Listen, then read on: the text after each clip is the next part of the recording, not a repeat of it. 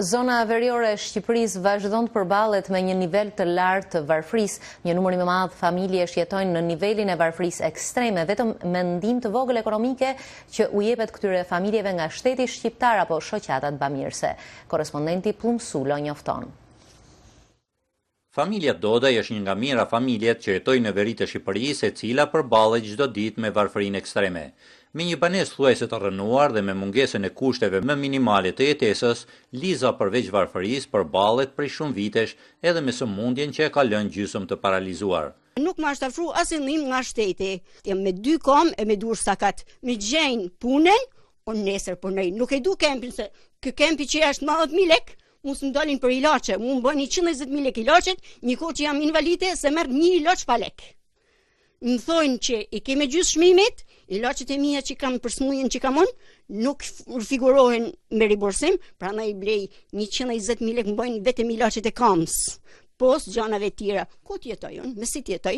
Varfëria shfaqet që në pamjen e jashtme të banesës së familjes Groshiti, por ajo që shikohet brenda saj është dëshmi e varfërisë ekstreme, vuajtjeve dhe një jete të pashpresë. E thmit i kam të shmur, asë dinim prej kërkujna, për shprej Zotit. E burrin e kam të shmur e vetin e të tanë. Dëshmi të varfërisë ekstreme shfaqen thuajse kudo në veri të Shqipërisë.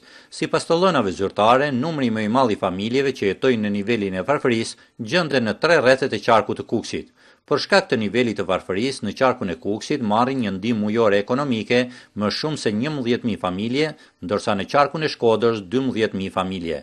Por numri të këtyre familjeve ushtojnë edhe disa mira të tjera që përballen me pavësinë shëndetësore të pjesëtarëve të familjeve të tyre.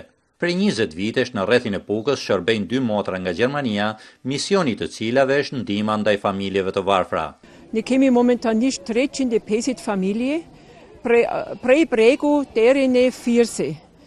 Ata marrin dy herë muaj ndihma këto, sidomos milin, vaj, sheqeri, janë familje tepër të varfër që jetojnë vetëm me një asistencë i vogël, afërsisht 3.000 ose 4.000 lekë të reja për muaj.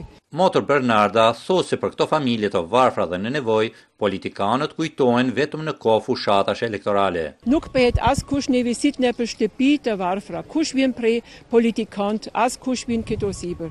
Ne kemi shumë kërkesë që vjen politikant në sipër, shikojnë varfëria e tyre, rritet ndihma sociale, sepse me këtë ndihmë pak këtim që kanë nuk mund të jetohet në familje. Niveli i lartë i varfërisë dhe mungesa e shpresës për të ardhmen ka shtyrë prej vitesh banorët e zonave të varfra në veri të Shqipërisë që të shpërngulet drejt zonave fushore të vendit, por edhe për në emigracion, ku jo rrallë janë përballur me vështirësi të tjera. Për Zërin e Amerikës nga Shkodra, Plumsulo.